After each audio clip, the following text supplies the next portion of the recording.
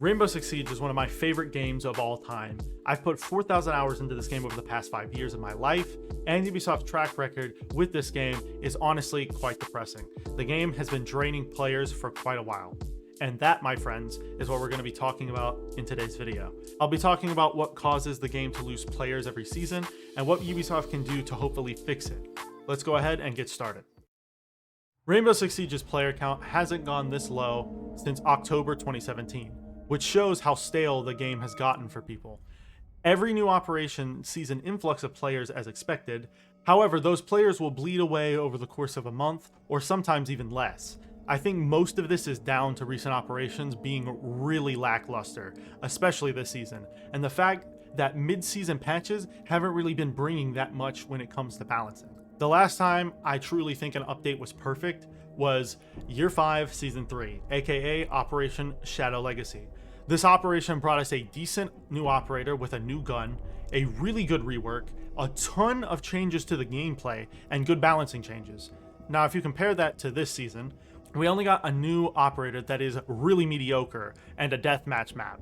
Also, Ubisoft said there will not be a mid-season patch, and everything for next season I was most hyped about got delayed to Season 4 of this year.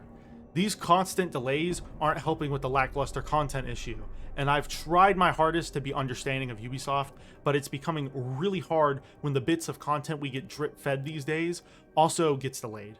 And if you look at the roadmap for this year, I wouldn't be surprised if next season they delay the crossplay and cross-progression till next year. Because most of the time, these delays cause a chain reaction which results in most of the future content getting delayed till later. I really hope that isn't the case, but it most likely will be.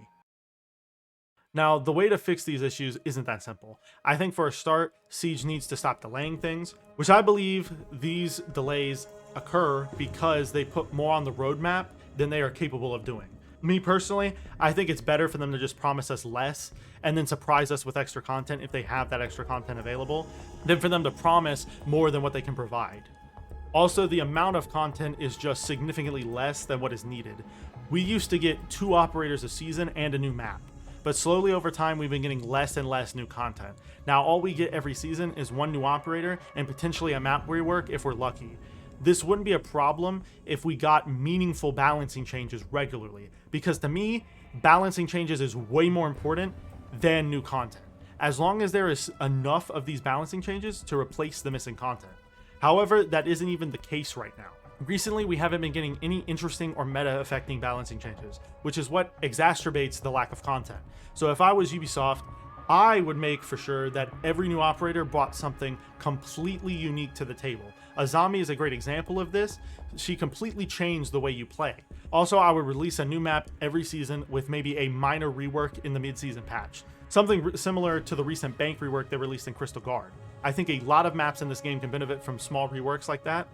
Also, I would make for sure big operator balancing changes were also released alongside these map reworks to really mix up the game, and obviously bug fixes will be needed in both the actual season update and the mid-season patch, but that I feel like goes without saying.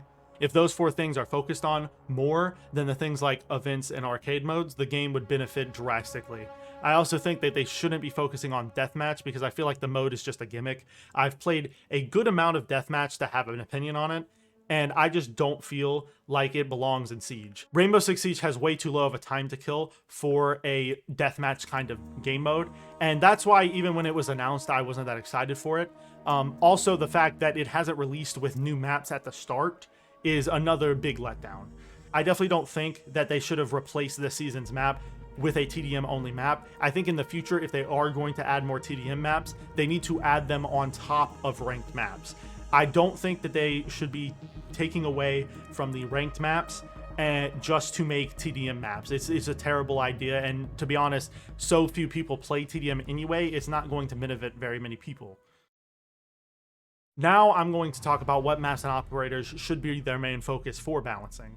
I personally believe that maps like Consulate, Theme Park, and Skyscraper should be the focus of the balancing team for the time being. Sky and Theme are banned at a ridiculously higher rate than any other map in the ranked pool. Also, Consulate, I think, was designed for an older Siege. I think it needs to be updated to accommodate for some of the major gameplay changes we've had since the map has been in the game. Especially since every other ranked map has either had a rework already or has been added to the game recently. Consulate is one of the oldest maps to go untouched in the game. The only thing they have done to it is add a new bomb site. Other than that, it's gotten no love over the years, and I think it could heavily benefit from a minor rework. Now, as for operators, I believe Finka needs to be a main focus. She has been dominating ranked lobbies all season, and I think they need to reassess her strengths. Me personally, I believe her ability is fine. However, I think where the problem lies is in her loadout. I think her LMG is way overtuned, and I think the way to nerf it is to make her LMG take significantly longer to ADS. And I don't think her gadget should affect ADS speeds at all. I think that ability should be removed from her gadget entirely. This would force people who want to play a more aggressive playstyle to switch to her AR. However, it will still allow her LMG to do its job, which is to be a support weapon. I think LMGs should get this nerf across the board. LMGs are supposed to be a slower but heavier hitting gun, and I think inhibiting people's ability to rush or be aggressive with these kinds of guns would be perfect to help solve the LMG meta. I also think Warden should be a huge priority for the balancing team. However, I think that goes without saying. Warden has been one of the weakest operators in the game for a very long time. I also think operators like IQ, Glaz, Doc, Gridlock, and Nook are all in desperate need of some solid buffs. There's even more operators that I think could use some solid changes, but I don't want that to take up the whole video. I don't want the whole video to be talking about operator balancing, so I'm just going to leave it at that. Let me know how you guys are feeling about Rainbow Six Siege right now.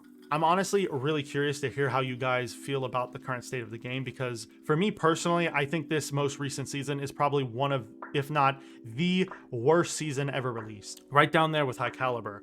Also, let me know what changes you would make to Rainbow Six Siege if you could, because I really enjoy hearing people's ideas for balancing the game. And anyways, I'm going to go ahead and wrap up this video. Hopefully you guys enjoyed. If you did, you should click this video, since you are so cool. Yeah, that's right. You heard me. Click it.